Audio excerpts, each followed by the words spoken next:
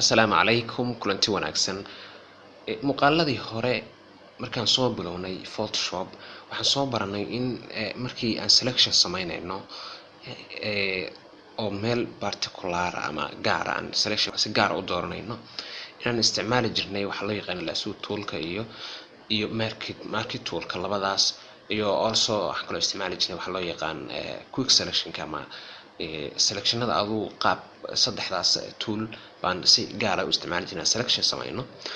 Wax kaloo jirta haddaan shape sameynayno inaan isticmaali jirnay waxa loo yaqaan shape toolka oo si gaar ah inta shape toolka tagno kadib aan kasoo dooran jirnay shape-ka horay u define garaysnaa horay u sameysnaa markaas aan halkaa ku sameyn jirnay shape-ka aan u baahanahay. Muuqaalkan waxaan uga hadli doonaa option kale oo aan ku sameyn karno waxa loo yaqaan selection-ka iyo shapeska labadaba. Marka option-kaas wuxuu noqonayaa pen toolka iyo path-ka qaabkay wada shaqeeyaan isla markaana inagoo labadaba wada isticmaalayna oo iskula shaqeynayna aan soo saari karno waxa loo yaqaan selection iyo shape. Marka saan u wada socono waxaan u baahanahay soo furno documentiga aan casharkan tutorial ugu talagalay. Waxaad tagaysaa folderkii markaad tagto waxa kasoo dooranaysaa essential ku jira essential waxaan ka dooranaa path and pen tool in Photoshop then wax soo dooranaa faylkaas inoo soo furmaya. Faylka marka inoo soo furmo faylka waxa saaran xidigtaas aan ku garan karnaa. Marka path-ka ama pen toolka markaan joogno wuxuu inoo noqonayaa new way aan ku sameysan karno selection-ka iyo waxa loo yaqaan shapeska labadaba. Markaan selection sameynayno pen toolka waxaan u baahanahay inaan path sameyno kadib aan path-kii u convert gareyno u rogno waxa loo yaqaan selection ama shape labadaba midun. Waxaan kaloo u sameyn karnaa inaan ku sameyn karnaa oo kale waxa loo yaqaan fill caadi ah oo raster image inaan ku sameyno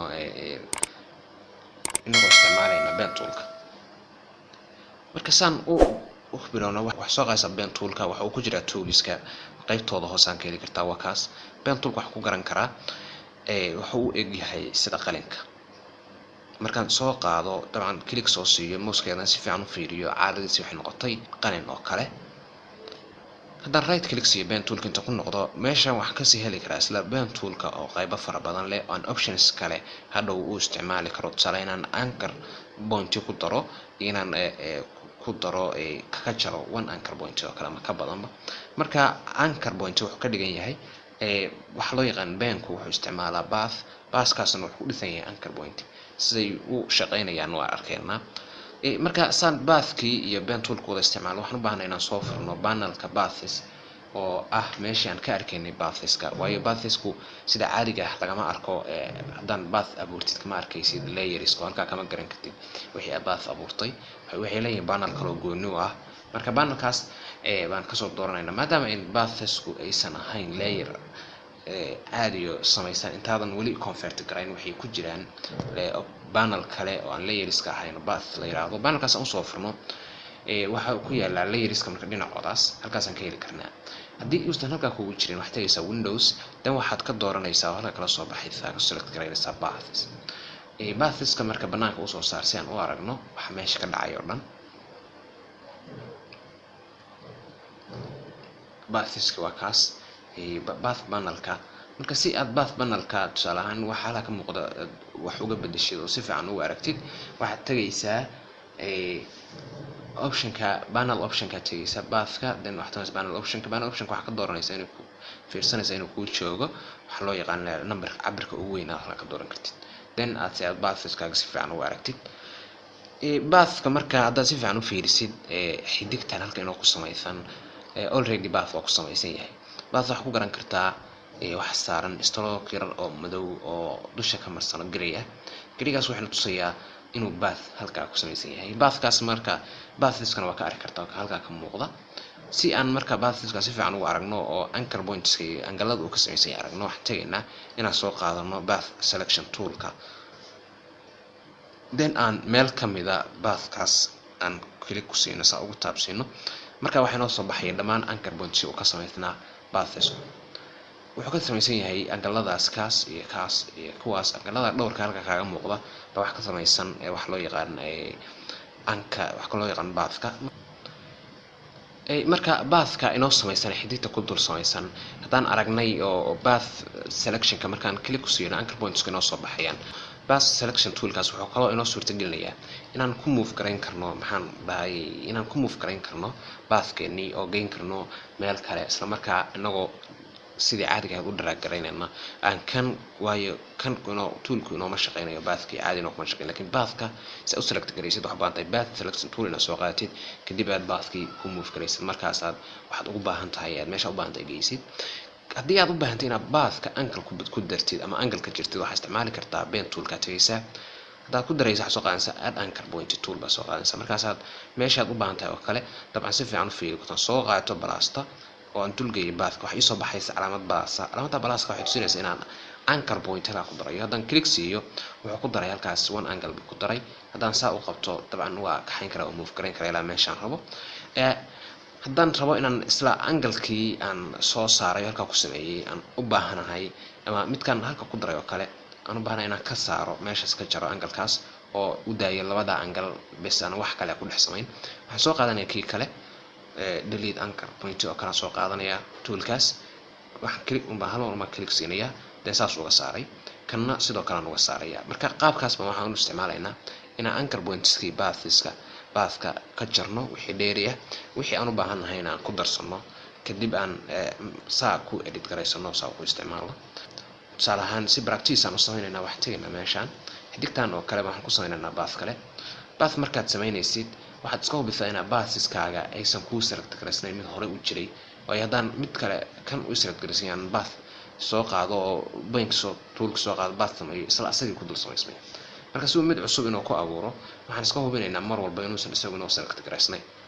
markaan saa u samaysano oo selectionkii ka qaadno baan iska hubino inuu selectionkii saarnayn baan soo qaadanaa pen toolkan click soo siinaynaa kan u koreeya soo qaadanaa pen toolka then waxaan samaynaynaa bathkii saa u samaysid meel baa ka bilaabaysaa hal mar haddaad click siisid anchor point oo ku samaysan. haddaan click meel kale siiyo angle kale ku daray haddaan mid kale siiyo angle kale ku daray haddaan mid kale siiyo angle kale ku daray qaabkaasaan u wadayaa marka ilaa iyo meeshaan rabo inaan geeyo then wadayaa ilaa marka ka dhammaynayo wadayaa.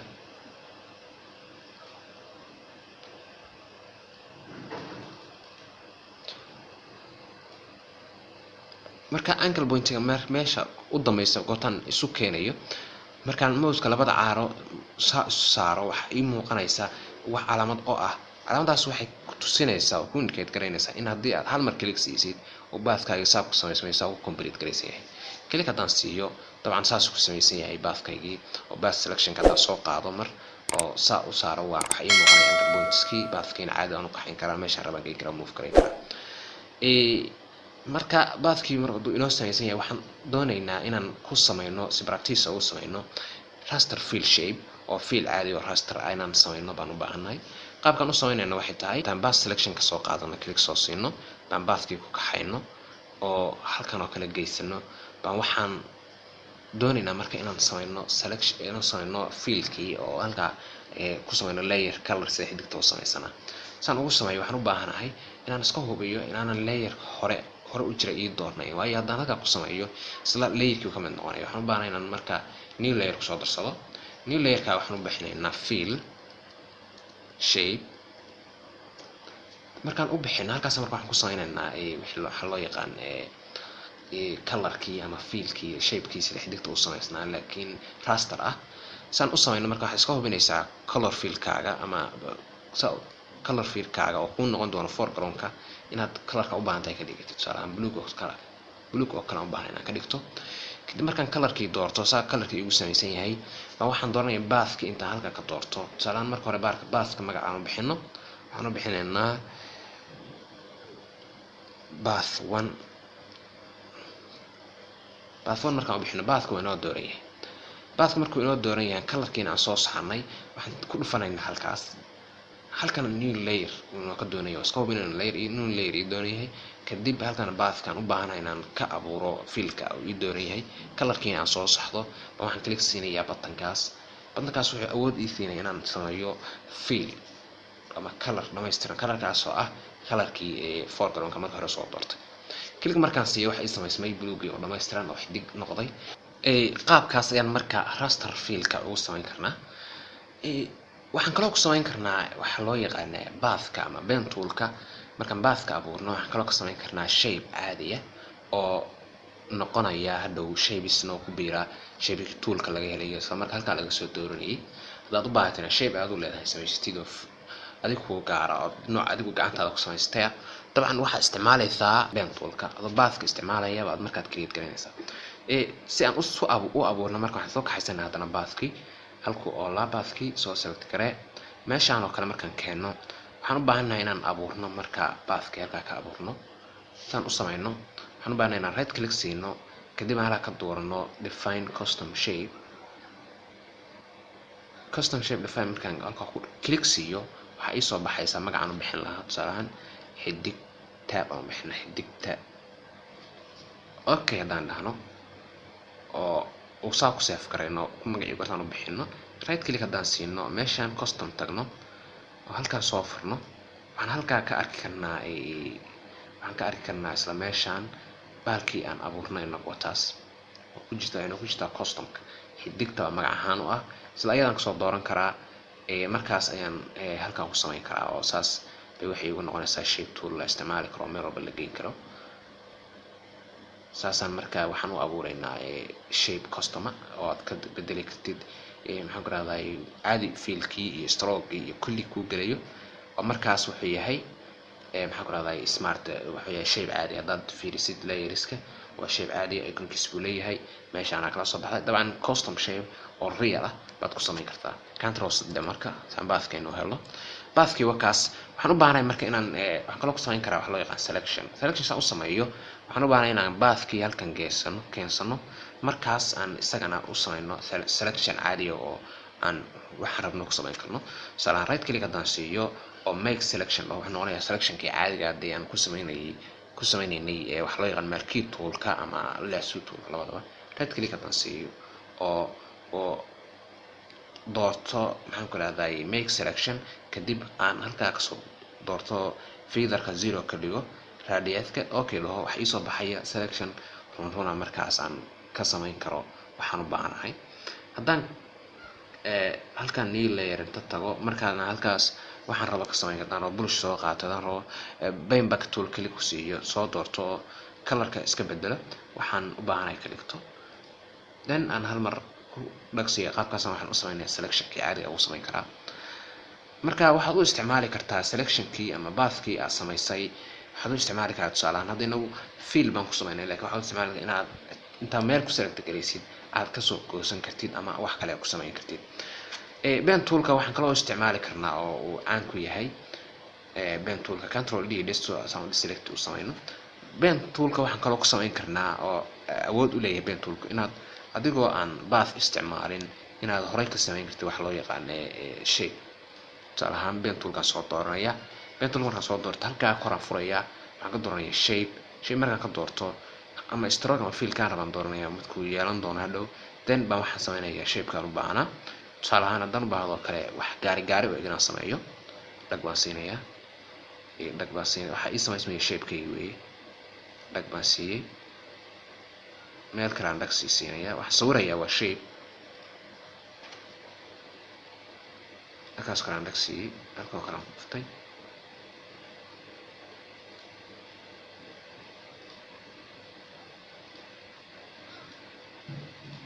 waan wadayaa ilaa markaan ku qanco shapeka aan samaynayo waxaan aniga u baahnaa ka tarjumayo.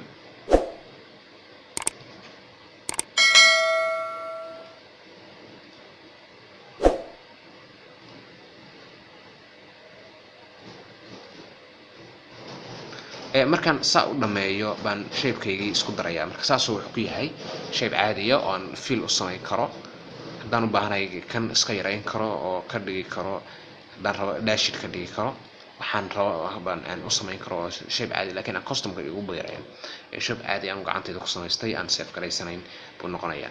qaabkaas marka waxaan u isticmaalnaa wax loo yaqaan pen toolka inagoo adeegsanayna pathka iyo path selection toolka labadaba. marka waxaad u baahan tahay pen toolka xoogaa wuxuu u baahan yahay practice area toolska kale xoogaa wuxuu ka yar culus yahay markii lagu shaqeynayo maadaama uu la shaqeynayo tools kale u baahan yahay toolskaas la'aantood uusan shaqeynin. marka waxaad u baahan tahay inaad practice samaysid si kugu fududaato hadhow u isticmaali kartid pen toolkii uu noqdo wax caadi oo aad gacantaada la qabsatay. marka intaasaan kusoo koobaynaa muuqaalkaan uga hadlaynay pen toolka iyo bathka iyo qaabka wada shaqeeyaan iyo wax loo isticmaalo.